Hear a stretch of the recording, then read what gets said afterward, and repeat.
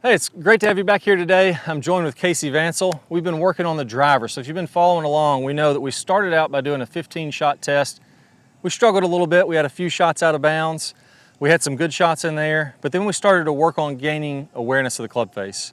We worked on hitting fades and draws to be able to have awareness of what causes those types of shots. And then today we're going to talk about how you can eliminate all these penalty areas when you're playing golf. So there's actually a ton of room to hit your driver and stay outside the penalty areas and to really play some pretty daggone good golf. There's way more room than you think, but there's a wall drill that I had Casey work through and we're already having tremendous success with it. So if we're following this program, I'm gonna work with Casey here over the next few weeks.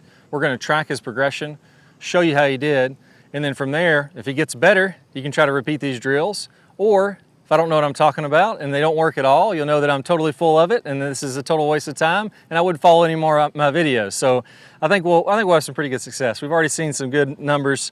Went out and played the other day, hit 4 out of 5 fairways in 7 holes and shot a few under, so I think we're on the right track.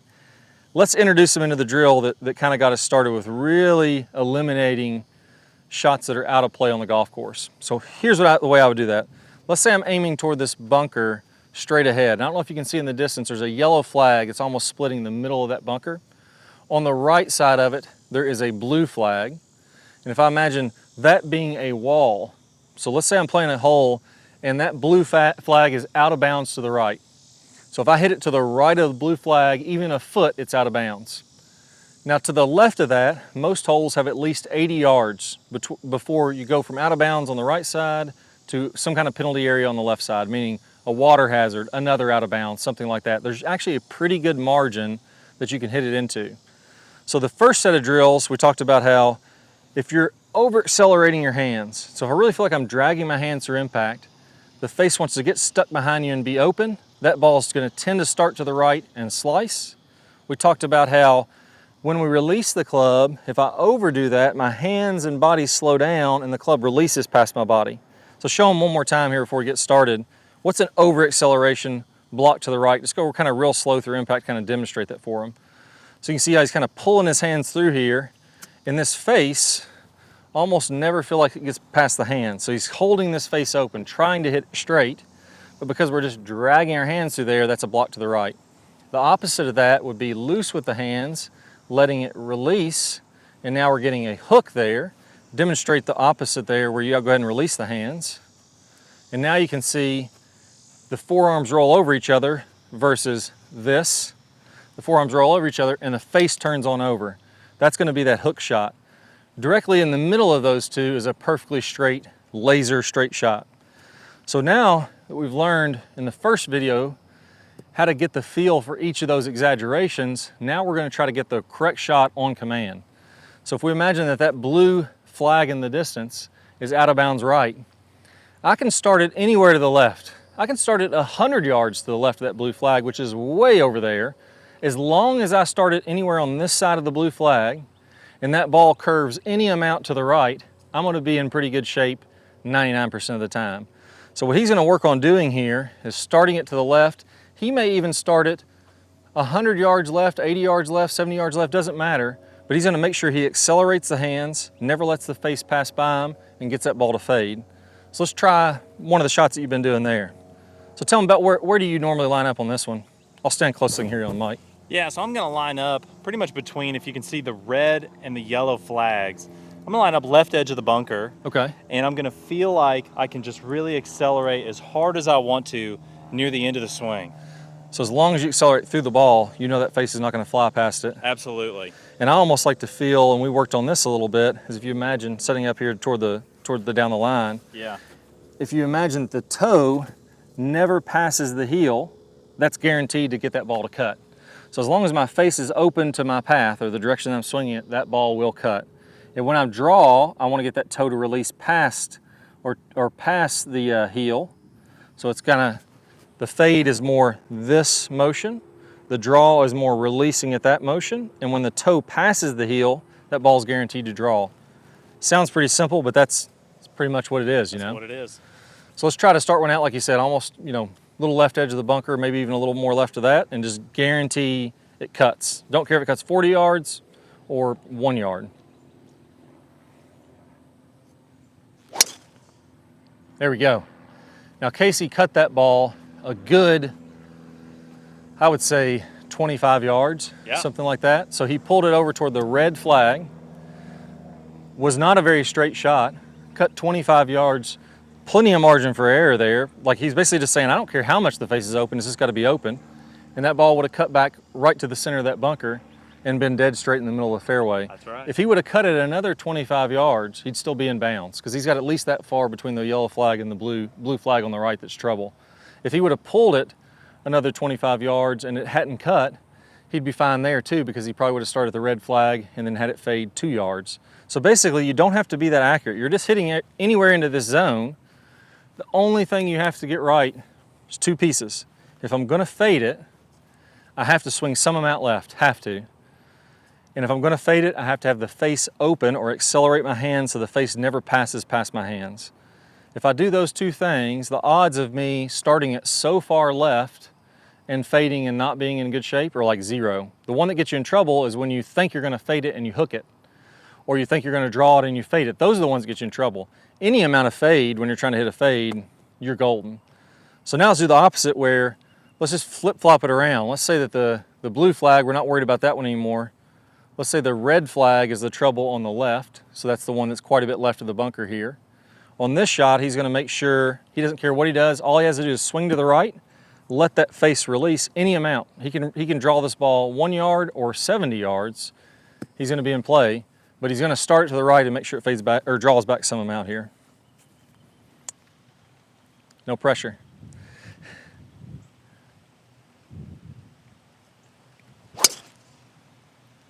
Perfect example there. So he starts that one toward the blue flag. It draws a little bit back inside of it, and that's a pretty big miss. That's probably 70 yards to the right of that red flag, which was the area we don't want to go past. But he's fine, because even though he started that far right, he got the ball to draw some amount, and that's still in play. Maybe it's in the trees a little bit, maybe it's in the rough, but that's really not what affects your score very much. You're never gonna hit, PGA Tour players are the best drivers in the world, only hit 3 out of 4 fairways. Most guys on the PGA Tour hit half their fairways. You don't have to hit this crazy number of fairways. What you do have to do is if I'm trying to get the ball to turn from right to left, it's got to turn from right to left. That way I can start it away from the trouble and get it to draw back and stay out of trouble on the right. If I'm going to get it turn over left to right, it's like Dustin Johnson. If you're going to hit a fade, first thing you have to do is make sure it fades, right? It sounds ridiculous. But you have to train getting that fade or that slice every single time. It can be anywhere in that zone and you're gonna play great golf, but it has to turn over the correct way. So he's gone 2 for 2 there. And give him a couple feels. I think most people can do the fade one. Give him a couple feels of what helped you with the draw side, because that was also your tricky side, right? Yeah, it was tricky. A lot of it came with the grip pressure and letting the club release earlier. So just like you never let the toe pass the heel when you're hitting the fade, I like to feel like the toe, as well as my forearms here, are all turning over before impact. Yeah. So I start the feeling of the face turning over back here when I first start my downswing. Because I was coming too late. I was doing it, but if you do it out here, it won't do anything. It doesn't work. So one of the things we worked on, go ahead and set up there again, we worked on really light hands on all this. So your hands have to be really light grip pressure to be able to feel the head. And great driving comes from feeling the head. So really light grip pressure. And what he would do when he feels the draw is he'd be really light, and as soon as he starts down, he's gonna go really smooth in transition and get this club from the inside. Now from there, he's in a good position to when he said, like he said in the downswing, he's gonna let this face all the way from here through impact all be closing down. And then from here past impact, that's when you're gonna see them fold over each other. So when you're doing this drill, you want to have really light grip pressure and feel like you get your body in a position to where you can come from the inside and let it fade. A couple other tricks here. If I'm leaning more to the left like this, now all of a sudden that club's going to be forced outside. I'm going to tend to be steep and more of a fade type action. If I go to the draw, he's exaggerating here, but we're going to lean to the right. That gets my body in a position where I can get it from the inside and really make sure it's a draw. So whenever you're hitting your draws, go ahead and set up there normal again. I'm gonna have you focus on a couple key things. Make sure that you have good spine tilt to the right. Make sure this right elbow is below your left forearm. So when you're looking from this angle, look how there's a gap. If I drew a line on his elbow, it would be hitting his forearm here. If he's gonna hit a fade, it would almost be the opposite. A little more on top of it, vertical, and look how that forearm now gets high. You can't see his left forearm because it's kind of this way. That's gonna help you to get that more left path and holding it more open. So essentially, if you wanna hit a draw, a little more tilt, tuck the right elbow, really light with the hands and feel like that club is releasing and turning over all the way into the downswing. If I wait for the very last second to try to fling the hands closed, it's way too timing dependent, it's way too hands dependent. I'm getting my body in a position to where I feel like it can close the entire downswing, and that's gonna guarantee that I get that draw. So feel that a couple more practice swings until you feel like you have the right feeling. And let's go ahead and hit another draw.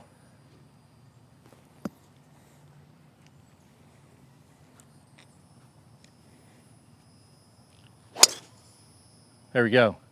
And I love that because he overdid it and he did those exaggerated drills and guaranteed he almost overhooked it there. That's okay. When we're at this phase of it, I don't care how much you get it to hook. I just want to know it's turning over from right to left. I don't care how much you get to fade. I want to know it's turning over from left to right. So to recap on there, let me give you a couple tips. Set up to it again. Typically, if you're struggling hitting the draw, a little stronger grip, meaning that I can go a little more this way with my hands if I'm really struggling hitting a draw. Shoulders are tilted to the right, right elbow under the left elbow. Now Casey was already doing well. I over-exaggerated him and almost got him to hook it too much. The exact opposite is true when we're hitting a little more neutral grip or a little more to the left. Shoulders a little more vertical, right forearm over the left forearm. He's exaggerating here, but you get it. If I was gonna hit a big fade, this is how I would do it.